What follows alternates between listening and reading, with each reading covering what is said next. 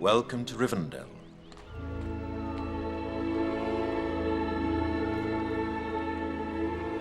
Rivendell, also known as Imladris, emerges as a sanctuary of peace and wisdom in Middle-earth, esteemed as the last homely house for eastward travellers and the first for those coming from the west. It represents a haven from the darkness that blankets the world. Established by Elrond in the Second Age as a refuge against Sauron, Rivendell evolved beyond a mere sanctuary.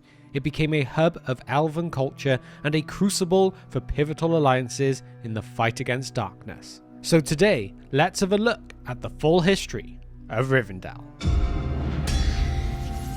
Build me an army worthy of Mordor.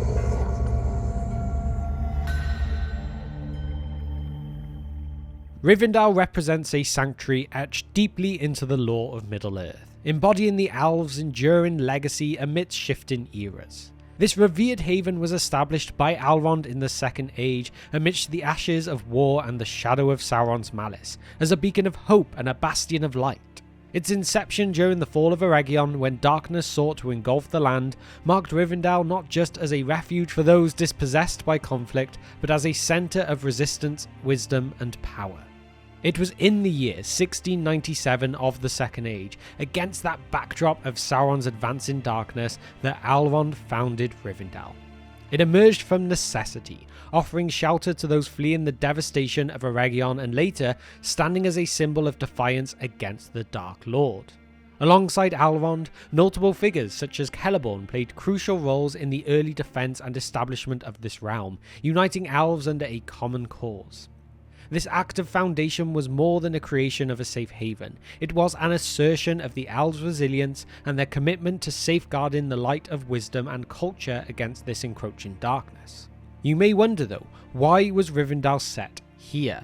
Well, its strategic and secluded location really played a big role. Rivendell was cradled in a narrow gorge of the Bruinen River, shielded by the Misty Mountains. Its natural defences, coupled with hidden paths leading to its heart, rendered it a sanctuary veiled from the outer world's turmoil.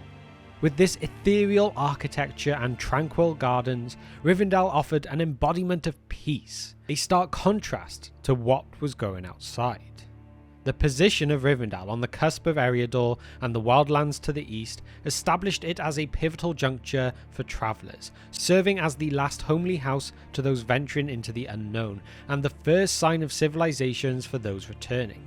This unique geographic and symbolic location positioned Rivendell as a key player in Middle-earth's unfolding history, a place where fates intertwined and the future of the land was often decided.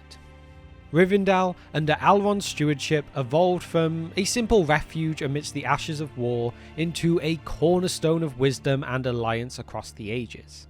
In its early days, following the devastation of Eregion, Rivendell provided shelter to those fleeing. The siege in the year 1700 of the Second Age tested its resilience though. Yet, Rivendell emerged as a principal stronghold against Sauron, thanks to Elrond's leadership, of course, and the aid of allies like that of Gil-galad and Tar Ministir of Númenor. The victory reinforced Rivendell's status as a beacon of hope, bolstered by the secret bestowal of Vilya, the Elven Ring of Air, which further magnified its significance as a centre of elvish power and wisdom. And then also, by the end of the Second Age, you have its use in the War of the Last Alliance of Elves and Men. Here, the hosts of this army actually stayed in Imladris for nearly 3 years while planning their final assault. So many important decisions were made at this time, as well as this also being the introduction to when the heirs of Isildur were first introduced to this realm. This sanctuary not only provided shelter, but also maintained the lineage that would, in time, see the return of the king to Gondor. Elrond's pivotal role in fostering the heirs of Isildur underscored Rivendell's importance as a place where the future of Middle-earth was quietly, yet resolutely shaped. But then, throughout the Third Age, it continued to serve as a sanctuary not only for elves, but also all seeking refuge from the shadow that spread across Middle-earth.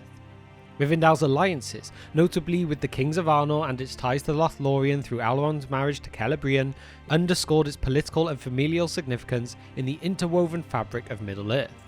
After all, Elrond had sent reinforcements in the war between Arnor and Angmar in the fight against the Witch King. And after this war and the end of the Northern Kingdom in 1975 of the Third Age, the first chieftain of the Dunedain had his son fostered within Rivendell, and that is where this tradition was born.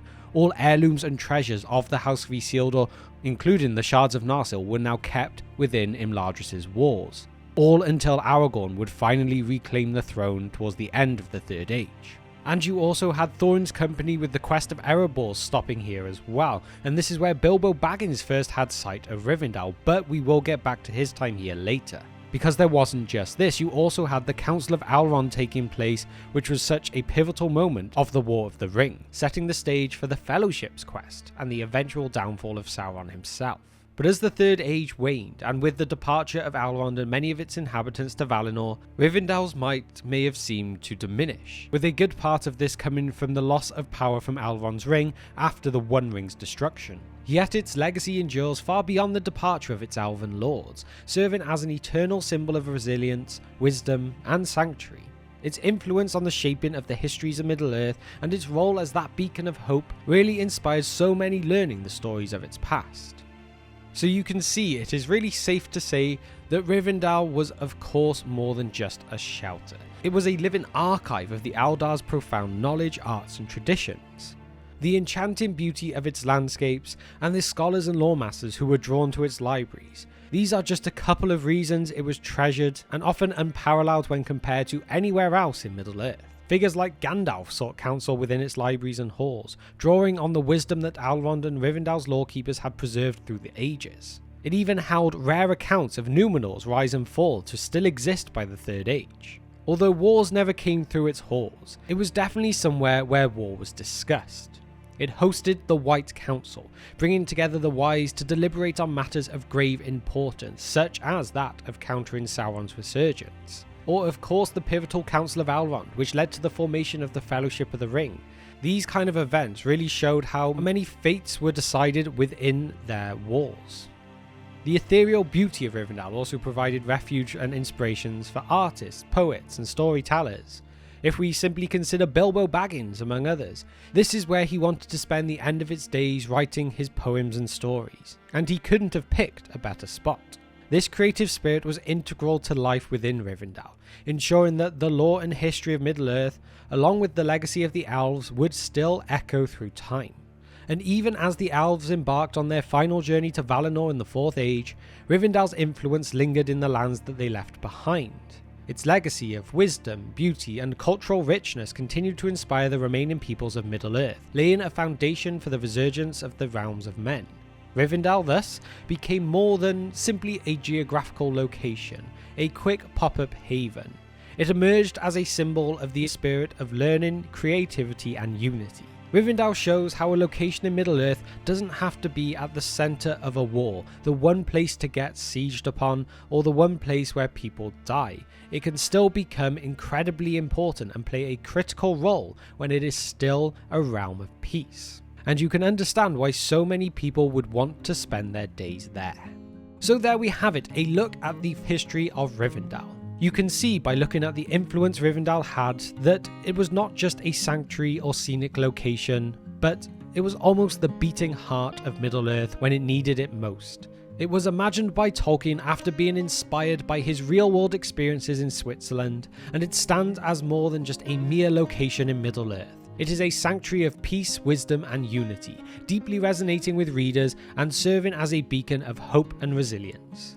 When you think of somewhere peaceful, somewhere beautiful, and somewhere that you would just love to get away from the world, Rivendell is surely that place. It embodies the power of storytelling to create meaningful, resonant spaces that offer solace and inspiration beyond the confines of the narrative world. It really feels deeply real and necessary, reminding us all of the light that endures in the face of darkness. And now it is time for my question of the day, which is, do you think Rivendell is the most peaceful and tranquil elven realm in Middle-earth, or is there perhaps a different one you would prefer to visit? Let me know your thoughts and opinions on this in the comment section down below. And now it is time to give a massive thank you to our patrons who continue to support the channel. You are all amazing. And if you have reached the very end of this video with me today and you haven't subscribed to the channel, please consider doing so. It would massively help us out. And why not drop a like on the video as well? And with that, all I can say is, thank you for spending just some of your time with me today, and I will see you next time on The Broken Sword.